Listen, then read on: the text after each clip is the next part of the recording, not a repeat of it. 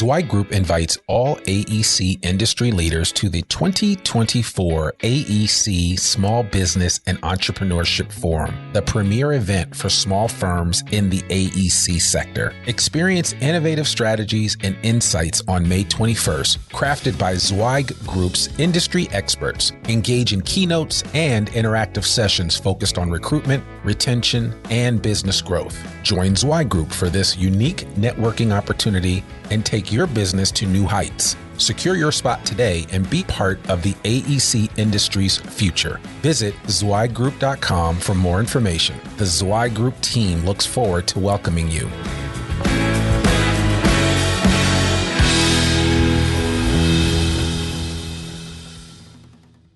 Welcome to the Zweig Letter Podcast, putting architectural, engineering, planning, and environmental consulting guru Mark Zweig's straight talk in your ear. Mark has more than 30 years of experience helping AEP and environmental firms thrive. And these podcasts help deliver his invaluable management, industry, client, and HR advice directly to you, free of charge. The Zweig Letter Podcasts let you develop professionally, wherever you are. Hey folks, it's Randy Wilburn here with Mark Zweig with another episode of the Zweig Letter Podcast. We are in our new format here with Mark where we are no longer having him read articles verbatim, but we're actually talking about the subject matter at hand. And today we are talking about what I would probably venture to say is one of Mark's best rants when it comes to HR and recruiting. But he wrote an article recently on August 8th, which was issue 1163 of the Zweig Letter. He wrote an article titled, "The Problem with HR Gatekeepers." Mark, I know this is one of your favorite subjects. I know you love to talk about, and again, let's just preface this by saying that you were a former HR guy yourself, and that you don't have an ought with HR people. You have a problem with the way that they're empowered to do certain things that sometimes is counterproductive to bringing on really great talent to an organization. And I won't steal your thunder. I would just love for you to kind of launch into this and just talk a little bit about your biggest challenges with HR gatekeepers and why you believe that they sometimes can be a major stumbling block to bringing on great talent. Well, as you said, I was one myself, and I was a big advocate of this idea that you have one person in your organization who has complete control over the hiring process. They're like a czar of hiring. And there's a lot of reasons for that, because you've got to comply with laws. You need to make sure you're informing, all your employees of your openings before you go hire somebody. So if they want to come forth, they can do so. You want to make sure that you inform the local employment offices of any opportunities. So if they have potential candidates, they can, make you aware of them. Mm-hmm. You want to make sure you look at your database of candidates before you go out and spend money on recruitment advertising or executive search firms or employment agency fees. So there's a lot of reasons why. And you want the knowledge of hiring to be concentrated in somebody who does it a lot. I always thought it was better to have one person hire 30 people a year or 100 people a year than 10 people hiring 3 people each a year. Right. You just get better at it. That said, there's the downside of it. And the downside is you get the wrong person in that job who doesn't understand that their real job is to sell people on why they should work there, that there's a disproportionate number of openings for job candidates, let's say, who are qualified to fill them. And they don't recognize that. Instead, they act like, well, they're in the driver's seat. The company can hire anybody it wants to, and we're going to keep all the bad people out. Our goal is to keep the bad people out. I always say you got the wrong goal. Your goal should be to get the good people in. Yeah. And so this whole orientation of keeping the bad out turns what should be a process of wooing people, wowing them, selling them on the organization so they all want to work there, and then the company decides who it wants to hire, into one where there's all these hurdles that people have to jump through. And if you have any self-respect and you've currently got a job, you're going to say, forget it. Yeah. So that leaves you with only the most desperate or unemployed people as your potential hires, which are, of course, we all know are the best job candidates, right? Right. So that's my problem. You've got to have this orientation of these gatekeepers needs to be different from what it is, because they do some absolutely outrageous stuff. And we, I saw this stuff 20 years ago. I'm still seeing it now. Today. Yeah. And the market's tighter today than it was 20 years ago, I think, personally, and I have some perspective just because I got out of the industry for a while and then came back, and I was amazed at how difficult it is to find really good people. It's going to get worse. Okay. Yeah. I mean, it's bad. And if you look at the forecast of demand for some of these people versus supply, the gap just goes, it escalates geometrically in the next 40 years. Yeah.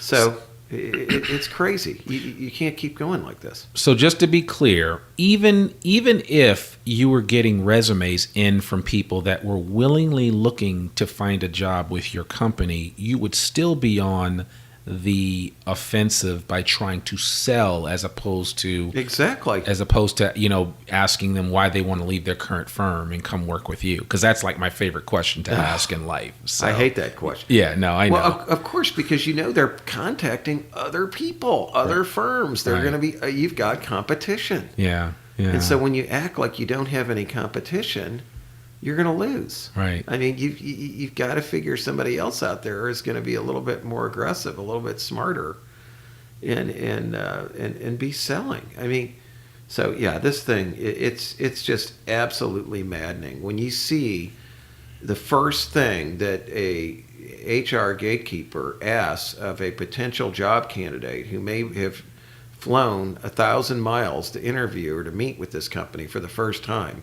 Somebody who's a professional who makes $150,000 a year and is employed in a good organization and has been there a long time. And the first thing that their new company, potential employer, asks them to do is fill out a job application. It's bullshit. I mean, I don't, Yeah. we can have them fill that out at the end. Yeah. If we've made them a job offer and they want to accept it, then, hey, by the way, this is part of the paperwork that's required. Right. You just cannot ask people to do that. Yeah. It's demeaning, Yeah, we see it all the time, and I know that a lot of times we encourage firms to look at people, especially on the recruiting side. We do recruiting here at Zweig, and we work with a lot of firms in the design industry. And a lot of times we talk to people that are happily employed where they are. They don't have a CV or resume put together, and they don't really have time to put one together. So we sometimes have to glean information from this individual and gain some perspective on what their experience and background is and maybe what they're currently working on. And we send over a simple profile, an outline to the client and encourage them to have a conversation. But, you still get those clients and you still have people, HR people that are like, well, we still need to see a resume. And by the way, before they physically meet with us, I need them to fill out this application online. And and a lot of it is under the veil of, well, there are legal requirements, and I get all of that, but I think that firms need to be, and HR people need to be creative about how they manage that process and understand that the more that they take barriers away from people, the easier the process will be to bring on some really great talent. Yeah, it doesn't mean we're actually going to make an offer and hire anybody who wants to work there. Yeah. That's not the point. The point is we want them all to want to work there. Yeah. Behind closed doors, we can decide who we want to hire and who we don't want to hire. But we want everybody to be feeling good about this company and wanting to work there. Almost the same way or same approach that you would take when you're going out trying to develop business with new clients. That you want to put your best foot forward, that you want to be, engaging them in a way that makes them feel good and makes them say, you know what, I want to work with these guys on this project. It's the same way from a talent standpoint. Or even if I can't work with them on this project, I want to work with them somehow on some project. Right. It's the same thing with these people we talk to for jobs. Do you think we're all so smart that every time we interview somebody that they're only going to be somebody we consider for that specific role? Right. It may be we find out through a process of mutual discovery that that's not the right role for this individual, but there is another role for them down the road, either now or in the future, that we'd want them in. Yeah. I mean, that happens to me all the time. Yeah. Yeah. It comes from really getting to know people and not putting them on the defensive. Yeah. Grilling them interrogation style. Right. It's like waterboarding equivalent in interviewing or something. Yeah. It's so silly. I have people all the time, ask me, what questions should I ask that'll trick people and trip them up? So, what do I want to trick anybody for? Don't trip anybody up. So, I mean, I always think it gets back to treat people how you'd want to be treated in that process. And that's kind of like common sense or like recruiting 101. But common sense is not so common. It ain't so common. That's the truth. The truth. And so that I think that's really interesting. So, I'm the CEO of a company, and I've got what's the right word to use? I've got a very energetic HR manager that really, I mean, he or she really just, they walk the walk and they talk the talk, but it just seems like they keep getting in the way of the process. What do I do? How do I? You're going to have to pull them aside and get them to understand what is appropriate for them to do and what isn't. Yeah. And what your direction is. And you want to grow this company, and you've got to take a different approach to it. Yeah. I don't know what else you can do. You need to give them some direction. That's your job, okay? Yeah. Yeah. You can't just let them do what they want to do and just say, well, that's just the way Sue is, She's always been like that. And okay, so now we can't grow our company because we got Sue out there. Because of Sue. It just doesn't make any sense to me. Yeah, yeah. So, I think the other issue with, these HR gatekeepers is that, again, it's part of it is the systems that are put into place. Is there anything that you think of that would simplify the process? And especially when it comes to the layer of, sometimes you've got HR and then you've got hiring managers, right? So sure. you've got to work your way to the hiring manager. You don't even get instant access to the hiring manager. And in our industry, you have some firms where the hiring manager is the main person that's going to make the decision. The HR person's really just there in the background to facilitate. Facilitator. Yeah, to facilitate whatever needs to happen. But then in other instances, you've got a very strong-willed HR person that is like, look, we're going to get sued tomorrow if you don't do this the right way. I mean, how do you, get employment, practices liability insurance for one thing. Right. Because it doesn't cost that much. It's smart to have. And you could make a mistake, and it could be an honest mistake. So, But I think that where most companies fall down is they need to define what their exact process is for hiring people. Right. And that gives you a chance to see what are the steps that are being taken. Yeah. And who is responsible for them. And if it doesn't make sense, change that process. But get that process down in writing. Yeah. Let everybody know what it is. Don't just act like it's entirely up to HR and no one else has any say or involvement or ability to influence it in any way. Right. Look at the process. I think if you got that process defined, you'll find the right place and time for the roles, for the involvement of various individuals in the organization. Okay. Okay. Yeah, no, that makes sense.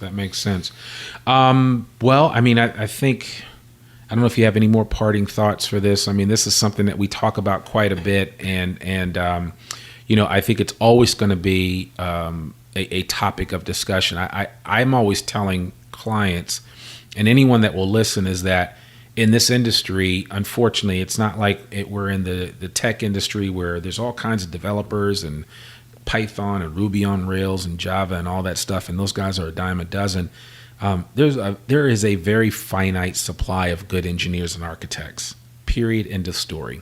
And I always think you need to bring your A game when dealing with those types of individuals, or you run the risk of falling flat on your face when it comes to acquiring quality talent. Yeah, especially ones who can communicate. Right. Because that's the big factor on whether you're going to be successful or not, ultimately. Yeah. Is are you a good communicator? And people don't go into architecture and engineering because they love to talk. Right. Okay, they like to design stuff. They like to see stuff get built. They like to figure out problems, solve problems. But they're rare. Just accept that and stop acting like you're in an oversupply condition. Again, I liken it to I see it all the time out there in the housing market. That's what my other business is, a design build development company. Mm-hmm. And you see it, these people, they keep acting like they have all the time in the world to make a decision. I want a house with these characteristics, this size of bedroom and master bath, and it's got to be an open interior. And of course their expectations on what they'll pay are too low, because that's based on what they paid 10 years ago in another city or something, which is completely irrelevant now. And then when something lands in front of them that's close to what they want, then they act like, well, yeah, we're going to try to come look at it 5 days from now. It's ridiculous. And then they wonder why they lose all the time. Right. I love it when those people look at our properties and they hem-haw and somebody else comes in and buys it out from under them. Yeah. I love that. Yeah. You've got to realize, you got to be smart enough to tune in and see what the hell is going on out there. Yeah. We are in a labor shortage. Yeah. It isn't going to change. Yeah. Not only is it a labor shortage, that's just for people who have the basic technical qualifications. What about the other attributes that we want? Like they can write in a complete sentence. The soft skills. Yeah, they can talk shake your to hand people. and look you in the eye. Exactly. Yeah. They have a good work ethic. They have they're ethical. I mean, all these other, they can work with other people. There's all these other things that just keep narrowing the pool down. Yeah. It just gets smaller and smaller and smaller and smaller every time you apply one of those very necessary attributes to somebody who's going to be successful in this kind of a business. Right. Sell, my friends. You stop with. You got to change your whole approach to it, or you're going to bomb. Absolutely. Well, no, that was great. That was a lot of fun. I know it's a topic that we'll talk more about in the future. Again, want to thank you so much for listening to this Zweig Letter podcast. And Mark has so much great information available, and the nice thing about it is that it's portable. You can take it with you on the go, traveling from city to city to go meet with clients, traveling to work in the morning, out for a morning or evening jog. You can take the Zweig Letter with you, and we hope that with our format and with the information that we're sharing, that it is making a difference for how you run your business in the design industry. Also want to offer you a really special gift, a 6-week subscription to the Zweig Letter. Again, we've run continuously since 1992. You can get that gift at this following website address, which is free, tzl.zweiggroup.com. Zweig is spelled Zweig group.com. So we'll put that information and the link to that free subscription in the show notes. And certainly we are honored to have you join us today and to put us between your ears and to take in what we have to share. And again, if you get a chance and you really like what you hear, we'd love a 5-star review on iTunes. So please just continue listening, and we're always looking for feedback. Want to thank you so much for enjoying this episode of the Zweig Letter podcast. Have a great day. Thanks for tuning in to this Zweig Letter podcast.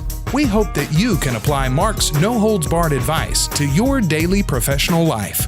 For a free 6-week subscription to the Zweig Letter, please visit freetzl.zweiggroup.com to gain more wisdom and inspiration, in addition to information about leadership, finance, HR, and marketing your firm. Subscribe today.